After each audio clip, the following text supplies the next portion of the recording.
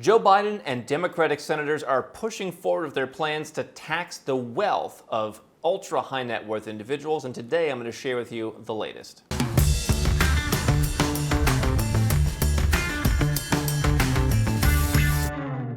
Hi, I'm Andrew Henderson. This is Nomad Capitalist. We are the channel and the company that helps 7 and 8 and sometimes even 9 and 10 figure entrepreneurs and investors legally go where you're treated best.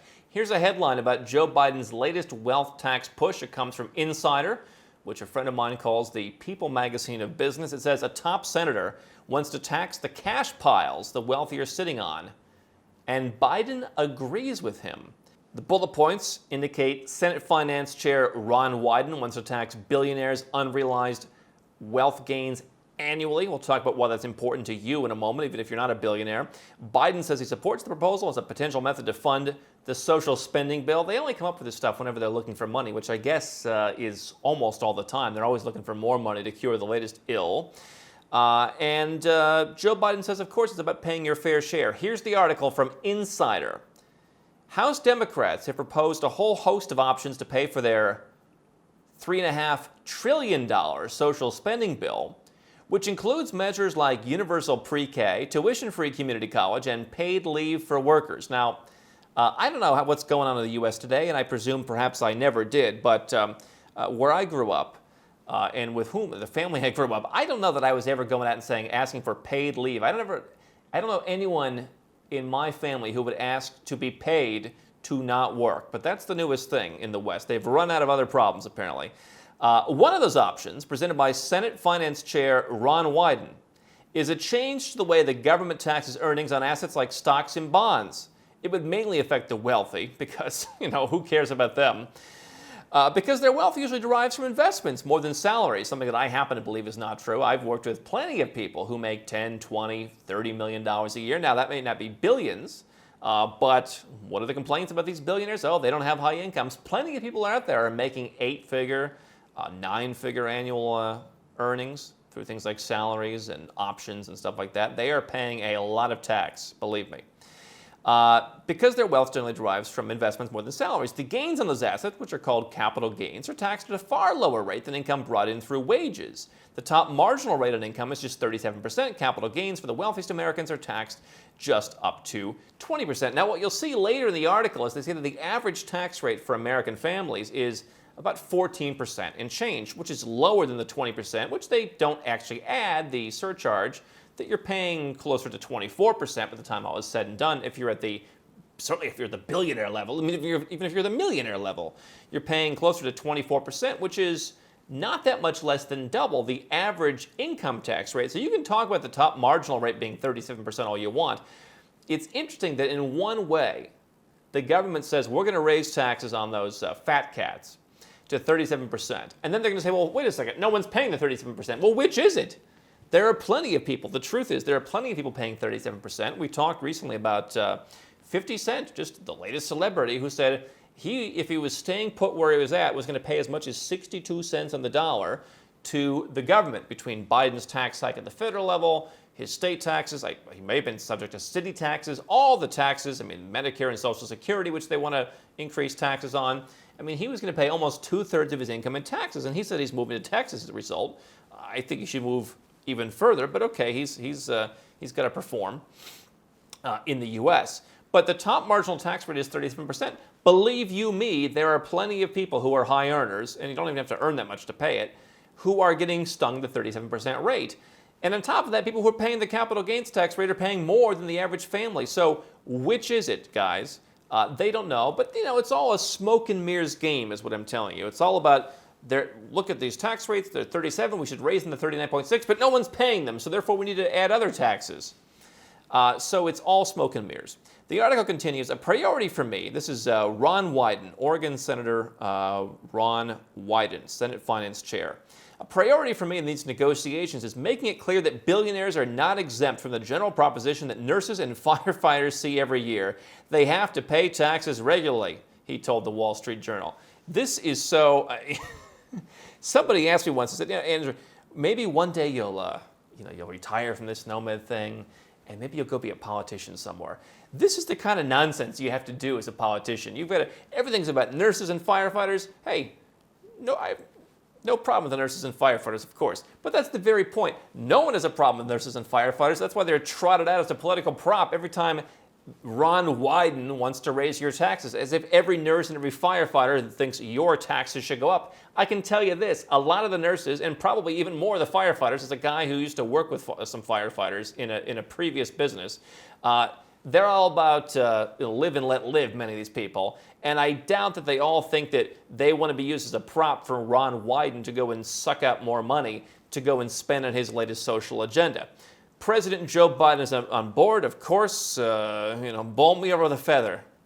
That's not the article. I just added that. On Friday, he lent his support for the measure in a press conference. It's similar to his earlier proposal to double the capital gains tax rate to 43%. I think it was actually 43.6% when you add in the 3.8 and the top income tax rate, 43.6. House Democrats' proposal to fund their infrastructure plans would increase the capital gains tax rate from 20 to 25, and they estimated it would bring in $2.9 trillion. As I always say, listen, you rob a jewelry store, that brings in money too. Not really a good idea. Don't recommend it. Not very moral. Not very legal. Right? Wyden's preferred rate has not been reported yet. So here's the bottom line. Here's what's happening.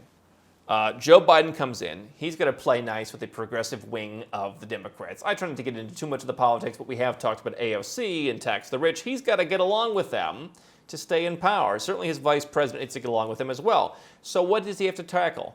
The issues that they're upset about. The fact that while they're on average paying 14 point something percent, the rich fat cats, when they sell their stuff, are paying 20, almost 4%. And that income tax rates on people like 50 Cent and performers and entrepreneurs who have, take money out of their companies and LLCs and all that are going to be as high as 40%. So all they know is they have to go out and give money to the people who elected them with this $3.5 trillion bill that's going to give basically put people's kids in school to be indoctrinated by the government from as soon as they can speak. They're going to be given lots of free stuff. And on and on and on under the guise of a social bill. By the way, as someone who does not follow U.S. politics on a daily basis, I don't understand. Is the infrastructure bill different than the social? It seems there's a lot of bills. All I know is there's a lot of money being spent. And I see Bernie Sanders on Twitter saying we need to do it both. We have to do both. I guess both is the infrastructure. I don't know. But all we know is they want to spend a lot of money. And what Ron Wyden now wants to do is say it's not enough that we're going to raise capital gains taxes from 24 to 25, and I guess the 25 becomes 29 because they're not including the surcharge. But they want to go through annually and say, okay, what would your capital gains be if you sold? This is largely unprecedented. Other than if you were to expatriate from the United States, they're going to have a mark-to-market exit tax on as if you sold everything on the date of your expatriation. Okay, you're leaving the system once and for all. If you're just sitting in the United States, why are you being forced to sell those assets earlier? And there are plenty of billionaires that I've heard from and very wealthy people and celebrities who are all in favor of having their taxes increased, unlike 50 Cent, who said, I'm all for paying more, but this system, how does it work? What if I have a huge increase one year? Do I get a refund the next year if my crypto goes down or if the shares of my company go down or my portfolio goes down? I mean, how does that work? It's just very difficult. And of course, the Ron Wydens and the Elizabeth Warrens have been very giddy about this, not only because Elizabeth Warren said, you cannot go and live in another country to avoid our wealth tax. That's what she was snickering about on, I believe it was CNBC a while back, about how if you're French and you want to avoid the French taxes, you can simply move to Belgium. Not so in the U.S., she wagged her finger in your face, because we have extraterritorial taxation, which she says with such great pride, being the only developed country, the only country of any stature that doesn't allow you to leave and stop paying for all the great services you're supposed to be receiving. I thought if your kids aren't in the pre-K and you're not getting the beautiful new roads they're going to build, why should you be paying if you're not benefiting from that? Well, because they can't make up their minds. They just want to take your money. So they're also eager to apply the wealth tax, you can't get the taxes straight, to apply an unrealized capital gains tax, where every year, last year your net worth was 50, this year your net worth was 80, send us X percent of $30 million. And it sounds like they may want to just apply the whole capital gains tax rate and then you figure it out later whenever you sell. Joe Biden defends this by saying, I come from the corporate state of America. I just think it's about paying your fair share, for Lord's sake.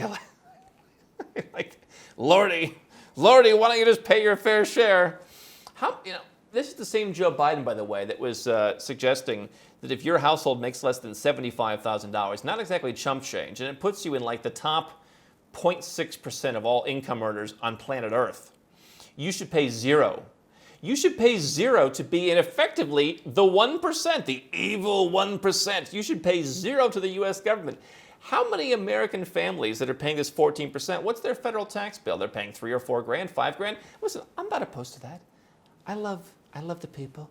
But, it's a little bit unfair to say I paid $5,000 and this guy over here sold his shares after 5 years and he paid $82 million. It's not really a fair share in the other way, is it? I mean, we're all driving on the same roads. We're all sending our kids to these free pre-K. I mean, 82 million versus 5,000. I mean, it doesn't really sound fair to me.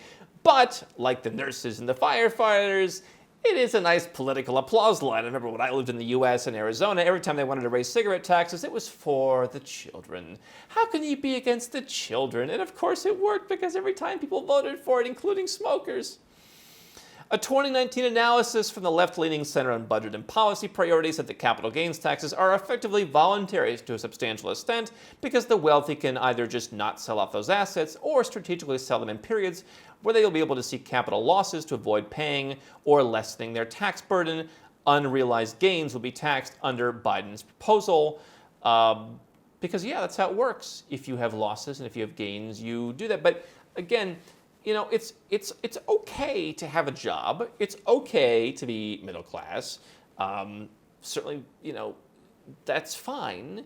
What's not okay is being financially illiterate and using that illiteracy to point to people who do things differently or who have more money, whose income comes from different sources, and say that they should be taxed punitively or they should have that flexibility taken away from them because you don't like it. It doesn't make you feel good.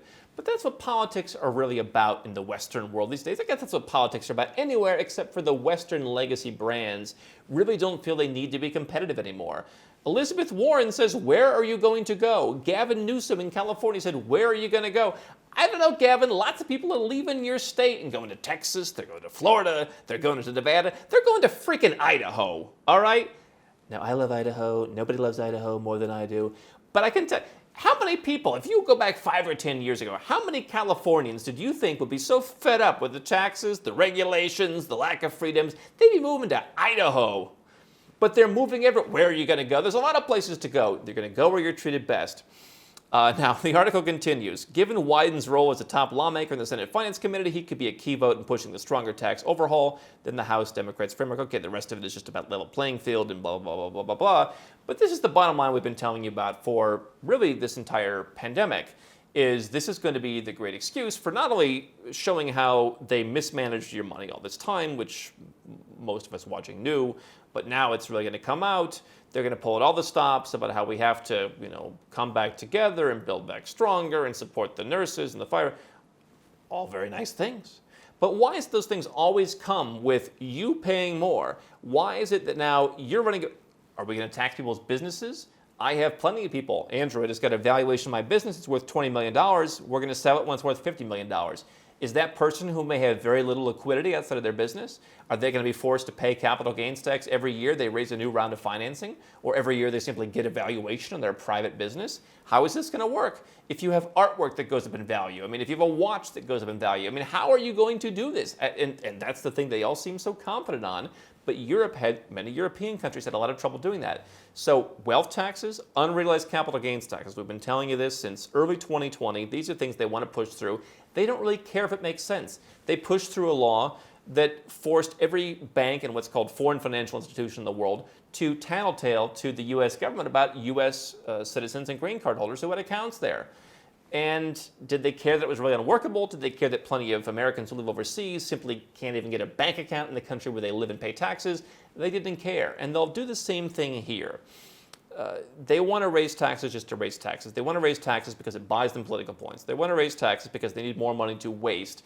How about this? How about you raise taxes and pay off that debt you're always talking about, that $30 trillion debt? How about you do something about that? How about you stop lowering taxes to zero on more and more people? Something that, by the way, for those of you who are the strict Republicans, George W. Bush did also. Made a whole new tax bracket of zero so that people would be not even participating in their own country's government.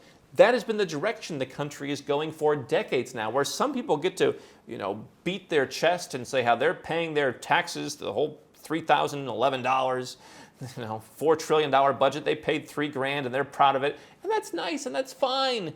But when they then come out and use politicians to try and take more of your money because you're not paying enough, this is the direction the country is going. Ron Wyden, Joe Biden, ramping up once again the unrealized capital gains tax that we have said could be coming. If you hold assets, if you hold crypto, oh my goodness, you're going to want to find a place to go where you're treated best. Have your residence, have your passport, have your home somewhere else, so that when this comes down, you may not have years to prepare. You may have weeks or months. You want to have that stuff ready in advance so that you can make quick decisions when that happens. What are you going to do? Where are you going to move? How are you going to live? How are you going to operate? This could be a game changer. And I fear for some people, they will not simply have the money to pay the bill because of liquidity, because their money is all in staking pools, because their money is tied up in a business, because their money is in art, whatever it may be. This is going to be disastrous, and you should be prepared. Don't stop now. We've got well over 1,000 more videos here on YouTube for you to watch and learn how to go where you're treated best. And if you want to work with Nomad Capitalist personally, go to nomadcapitalist.com/apply. Learn about our unique, tried and true process, garnered over years of experience, and learn how you can become our client.